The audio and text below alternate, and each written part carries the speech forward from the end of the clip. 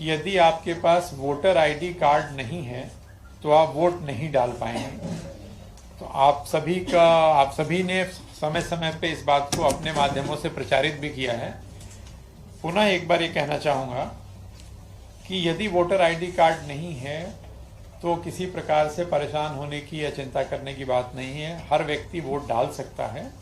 12 प्रकार के दस्तावेज हैं जिसमें फ़ोटो लगा होता है, जिसके माध्यम से आप वोट डाल सकते हैं। जैसे आधार कार्ड है, पैन कार्ड है, ड्राइविंग लाइसेंस है, पासबुक की फ़ोटोकॉपी है, मनरेगा का जॉब कार्ड है, फ़ोटो युक्त पेंशन दस्तावेज हैं। तो इस प्रकार के बहुत सारे दस्तावेज हैं जिसकी मदद से हम वोट डाल सकते हैं। तो आपके माध्यम से हम इस बात का व्यापक प्रचार प्रसार भी करना चाहते हैं कि यदि किसी का वोटर आईडी कार्ड गुम हो गया है या नहीं मिल रहा है या आपको प्राप्त नहीं हुआ है तो उन्हें इस बात के लिए परेशान होने की जरूरत नहीं कि वोट नहीं डाल पाएंगे। यदि आपका नाम मतदाता सूची में है तो इनमें से कोई भी एक कार्ड लेके आप जाते हैं तो आप वोट डाल सकते हैं। इसी सिलसिले में दूसरी चीज जो मैं क्लियर करना चाहता हूं, यद्यपि मतदाता पर्ची का, जिसको हम वोटर स्लिप कहते हैं, इसका वितरण हुआ है, सभी जगह हुआ है, पूरे स्टेट में हुआ है, फिर भी यदि किसी को मतदाता पर्ची नहीं मिल पाई है तो भी कोई चिंता की बात नहीं है। मतदाता पर्ची के आधार पे वोट नहीं डलता है। ये बात भी क्लियर होनी चाहिए आपके माध्यम से लोगों को कि सिर्फ मतदाता पर्ची लेकर के मतदान केंद्र जाने से आप वोट डालने के लिए पात्र नहीं होते हैं। मतदाता पर्ची सिर्फ ये बताती है कि मतदाता सूची में आपका सीरियल नंबर कौन सा है। तो मतदाता पर्ची यदि नहीं मिली है तो भी आप मतदान केंद्र में जाएंगे। मतदान केंद्र में बीएलओ उपलब्ध होता है। बीएलओ आपको आपका सीरियल नंबर बता देता है। आप मतदान केंद्र के अंदर जाते हैं और जिन दस्तावेजों की बात हमने की, वोटर आईडी कार्ड के आधार पे या वो 12 प्रकार के अन्य दस्तावेजों में से कोई भी एक दस्तावेज के आधार पे आप वोट डाल सकते हैं। तो कहने का आशय यह है कि वोटर आईडी कार्ड आपके पास नहीं है किन्हीं कारणों से, या मतदाता पर्ची आपके पास नहीं है किन्हीं कारणों से, तो भी आप वोट डाल सकते हैं। उसमें कहीं कोई किसी प्रकार की बाधा नहीं।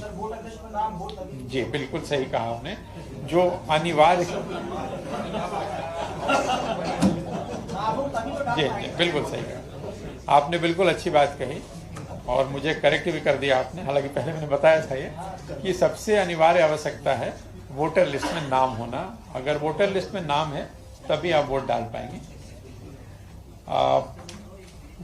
9071 मुझे प्राप्त जानकारी के अनुसार 9071 मीडिया के साथी जो हमारे हैं उनको मतदान दिवस हेतु प्राधिकार पत्र जारी किए गए। हमें जो भी सूची जनसंपर्क से प्राप्त हुई है वो हम लोगों ने दिल्ली भेजा, वहाँ से प्राधिकार पत्र प्राप्त हुए। आप सबको बाद में भी आया, कल भी कुछ सूची आई, पता नहीं कल वाली भी हमने दिल्ली भेजी। जो भी मुझे वहाँ से प्राप्त हो रहे हैं वो हम भेज रहे हैं।